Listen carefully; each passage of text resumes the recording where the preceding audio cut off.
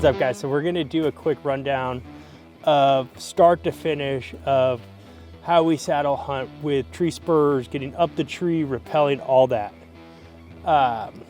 With a gun, full setup, not just like fowing it out. We are gonna go up a tree stand so you can get a good shot of exactly how we do it once we're in the tree. So Gabe will go up in the tree, I'll be on the back side, so you'll get a full personal experience. But the main thing that I want you to know is we run two linemen. I always have two linemen.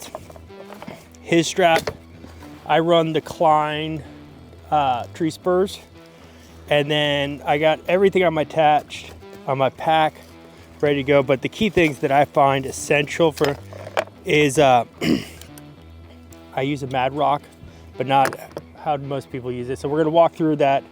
But that's the essential items: rappel rope, figure 8, Mad Rock, two linemen, his strap, backpack, Klein spurs, and we get up in the tree quick, get set up, and then we'll break down for you so you can see literally start to finish how everything's positioned for us, how everything's laid out in the tree, gun, bow. We're gonna do gun this time, but yeah, not hunting. We're just doing this a total setup for you so you can see exactly how we get this dialed in.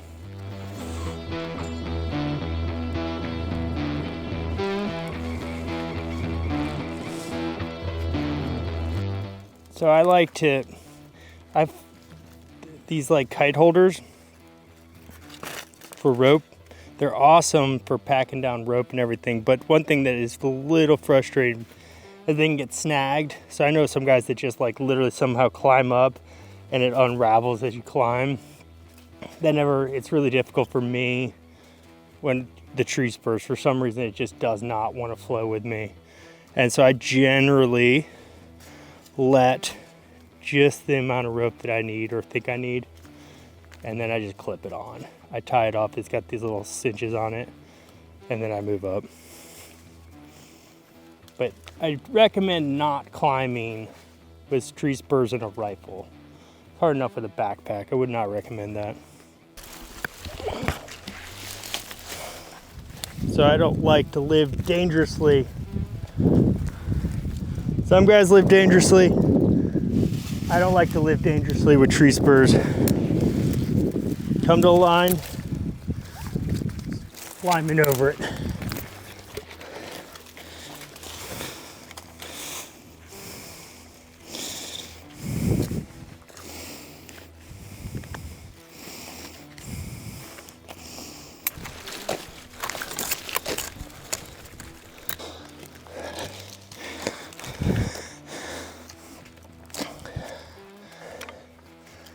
All right.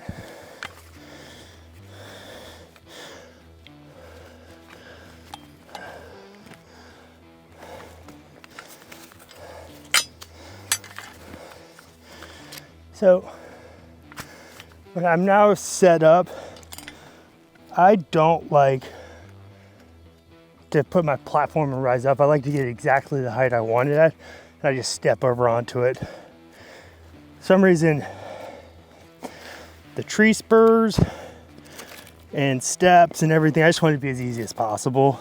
And that's the beauty of the tree spurs, is you don't have to worry about that stuff. You go to whatever height works for you.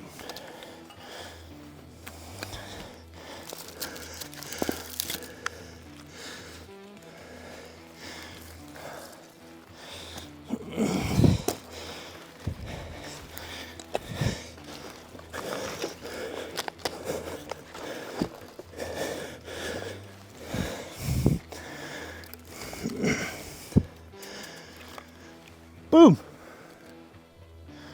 All right. So at this point, I've learned my lesson enough times. I always spur with gloves on. But when it comes to grabbing stuff and setting things up, that was the easiest. Point one is get that his strap, whatever strap you got, get it set up.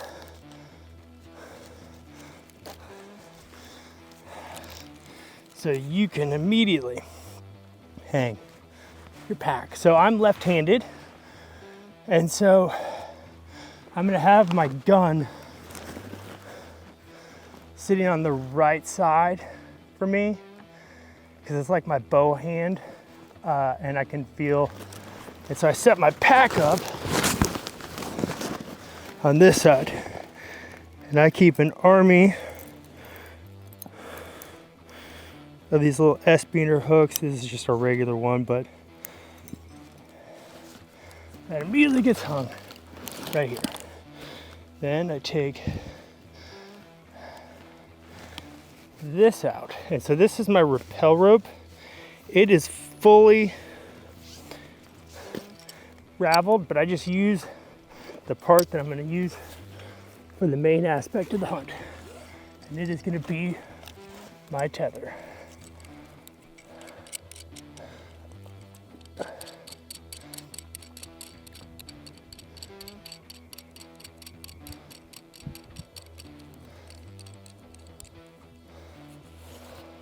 I use a Mad Rock. The Ropeman is not rated. I live a little dangerously, and I'll use a Ropeman on my tether rope I use, but with the Oplex rope, 8 mil, Ropeman's like 10 mil. That's like a 20% delta. I'm not comfortable with that.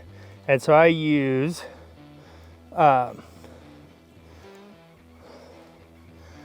the Mad Rock as my adjustable thing for my tethered, my whatever device you want to call it.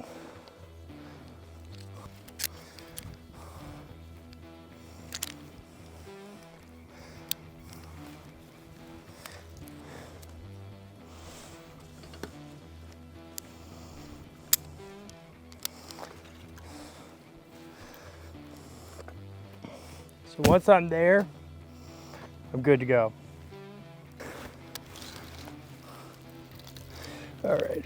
That first lean back is always like, did I do it just right? So at this point, I put away all my extra linements. And if I look at the tree and I know there's not any sticks, like I can quickly look and like, am I gonna need multiple linements or not? If I don't need it, I just take one out. So this, I always like to have a loop in case I'm having to use my figure 8 device as my tether device, or as my, I don't know, sender or adjuster rope for the tether. If for some odd reason I do that, I'm probably gonna run to a loop, which is this device, and I would just cut it in half and run it like that. That's another whole nother complex story, but I like to run this on the side of my backpack, which would be here, but Gabe's moved it. And you'll see what I do with that. I'll drop down a little bit.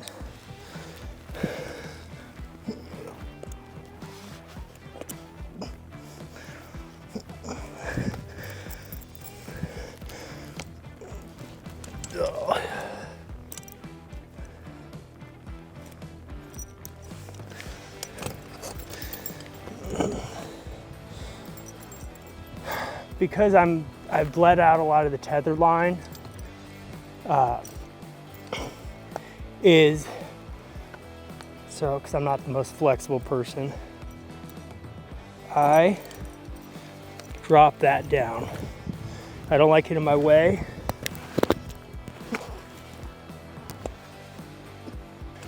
It's super annoying when these are like up here, especially when you're gun hunting. You're gonna need this tree as a rest. And I like the ability to just pop it around. And it also adds another benefit of when I'm gonna rappel everything down, my gun and everything, this is like attached, so it's like a double anchor. So my scope and bow is not banging into my spurs.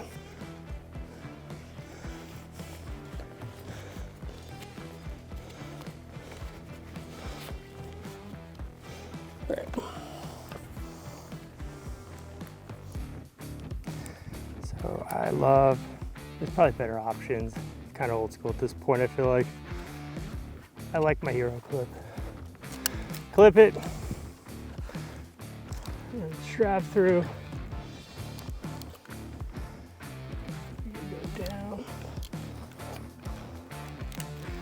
That sits right there. And at this point, I'm good to go. All done. I think we're sitting at 22 feet right now. And so that's the setup. I got my bow, or gun on my left hand, you see. Gun on the left hand side, Spurs, pack would be over here, right here, gun, and we would be good to go. So let's do the rapid breakdown. Some people don't do this, I do this. I hate having all this rope hanging, especially if like some serial killers come through the woods. I don't want them pulling on my rope down there. So I just ravel everything up.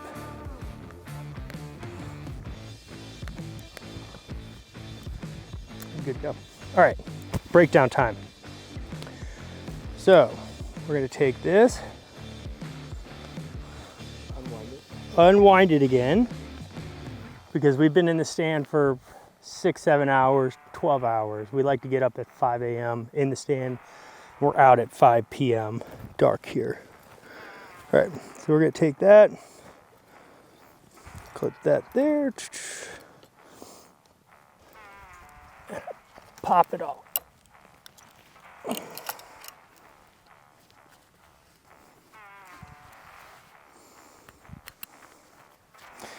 I'm gonna clip that right there. I'm gonna take this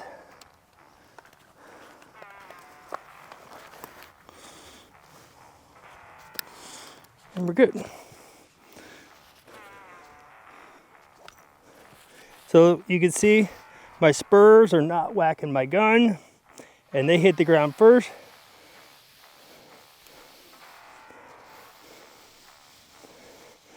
And at this moment, I will swing it a tad because I know that's my rappel line. That is my clean spot of how I got up here. I don't want to be rappelling down and landing right on my gun or my spurs. Either way, it's a bad situation. We're gonna take this bad boy out now. I'm gonna attach this straight.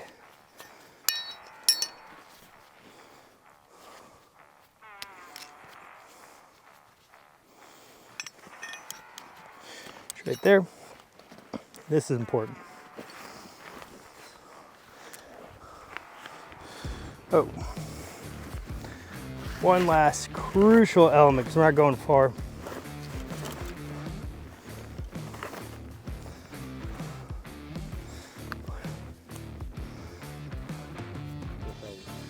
Pull up that rappel rope. Off she goes.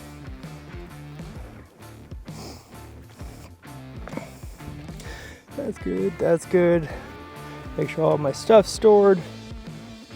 This is my lifesaver. I hook this on to this. This is my auto block. I'm gonna walk through that in a second. So I take my figure 8.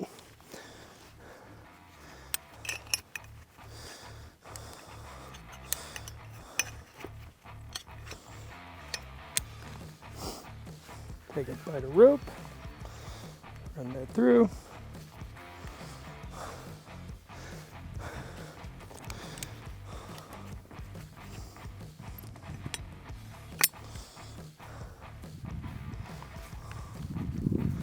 I like to get it all locked up, and we'll walk through that in a second. This is standard rappel. I'm gonna take this. Yeah, it's kind of tight, but I don't like to ever come disconnected from the tree. So my figure 8 is attached to my lineman still, and I'm holding on to it. Here's your standard rappel. I'm holding on to this. If I let go, I drop. I like to pull that up.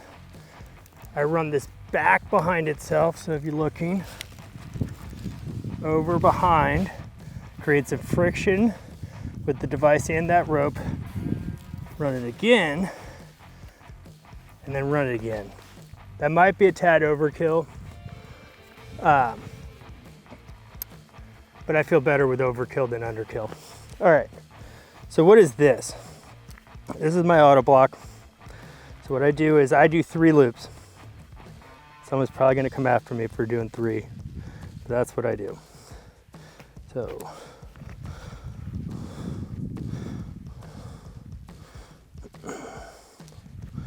1,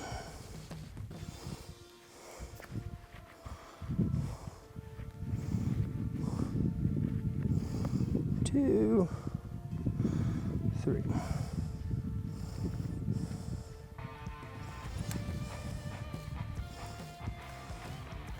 And so that is how I am feeding rope. So if I suddenly pull either direction, it's gonna cinch up. As long as I hold that, it is my safety line. So now that I'm ready to rappel, I'm all good. I got my auto block established. I'm gonna pivot out, and I am only, see if I can get, I like to test the friction of the rope. I'm gonna have to go one more. Make sure. I'm gonna take that. I'm just gonna slowly take that, take that.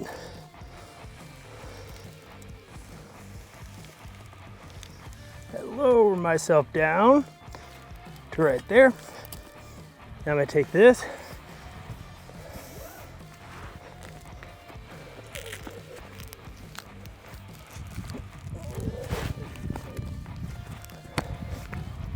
That should hold that. That's a 2 hook. But I'm gonna take that and I'm gonna lean in, unhook that, hands free.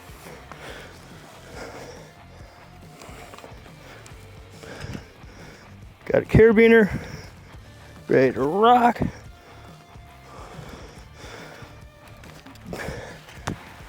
Now this is the one part that is a tad tricky.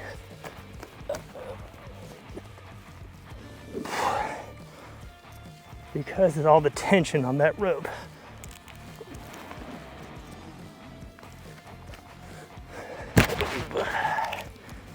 Ready to take that, go back to our auto block.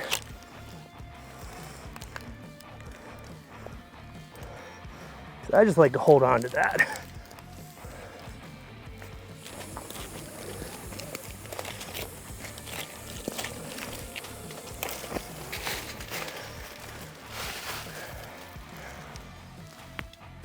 Super quiet, super easy. With the light fading, I forgot to show one last thing as we were getting down. I got all the way down to the ground. I forgot to mention connecting this rope, which is always connected to my tether, rappel rope, all that. That just helps getting the rappel rope down. For straight trees like this, it's not so hard to yank it down, pop it loose, but something you always got to remember. I didn't show it, but have that always attached. That's how you retrieve your rappel rope. And this rope, don't get anything that's springy, that's got a lot of elasticity. Some of these paracords are pretty stretchy, and I just don't like those. I've struggled with those at times. They're just not that strong. But yeah, up the tree and down the tree, and I don't know. See how long this video is. Pretty quick. And I'm not sweating. Now this is, I think, the funnest way to saddle hunt. It is a little bit riskier or something, like, just seems a little out there. But I very much prefer this setup. I hate sitting in a tree and looking at what I could have been in or what height. Like, I got some serious OCD. And so for me, that's just super crucial. Spurs allow me to get exactly the height I want to the tree I want. I can go up any tree, for the most part. And I can get to the height I want, get totally dialed. Feel like it's much safer. I don't know why, I just feel more comfortable in them. And then getting out, I'm not the biggest fan of the Mad Rock. I ran the 10 mil rope, and the Mad Rock, when it's wet out, conditions, humidity, moisture, like the rope just gets wonky. And I'm sitting there like in the dark trying to rappel, and I've had some where it's just like, oh, fall out. And it's exciting, but not desirable. I don't wish it upon anyone, especially when it's raining or really cold out for some reason. Those seem to be characteristics. Freezing rain, probably not the best time to be rappelling out of a tree, but I like to hunt. And so I switched to the Oplux, and when I switched to the Oplux, I don't trust the Mad Rock. It's not rated for the same. It's an 8 mil rope. Mad Rock's rated 8.1. I use it for just in the tethered stand for making adjustments. I don't have this giant figure eight, but for rappelling, the figure eight and that knot structure, how I rappel and create those frictions on the figure eight, is super predictable, which is what works for me. I have my auto block on the backside. That's in case I do screw up. It hooks, it saves me. And it's just predictable. And that's all I care about. I'm not really looking for, probably a little bit more time consuming, but I know it's gonna take me this amount of time to get down. And I know it's gonna do this. I hate when I'm sitting there like, not the funnest, not the most desirable. So figure eight works for me. Learn how to do it, get comfortable with it. It's cheaper and more economical. Mad Rock's like $100. I think that my figure eight was like $30. And the Oplux rope is much lighter. It's an 8 mil rope, and so it saves weight, lighter, stronger. It's a great rope, I think, but 8 mil. And a lot of these devices that you use for these mechanical descenders and all that aren't rated for that thinness of a rope. And so I took my risk in the tether, but I'm not really pushing that. And so that's where we at. Figure eight rappelling, Oplux rope, and yeah, lightweight. Love the Spurs, love the rappelling. And you sit around Christmas dinner, you can tell all your friends that you're hardcore because you rappel. We'll link some stuff in the bio. And it's getting dark out, but it kind of sucks because we're here in Tennessee and it's getting dark at like 4 p.m.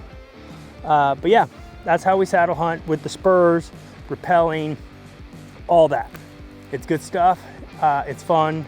I think it's actually the safest now that I've done a bunch with the Mad Rock. Has some scary moments of like wet ropes, freezing rain ropes, yeah. And so figure eight is where I've landed. Loops, climbing loops are helpful. A pack, everything. It's just cutting down weight, and I can essentially go to 50 feet if I want to. Technically 47, because that's what my rappel rope goes to. But yeah, catch you on the flip side, guys.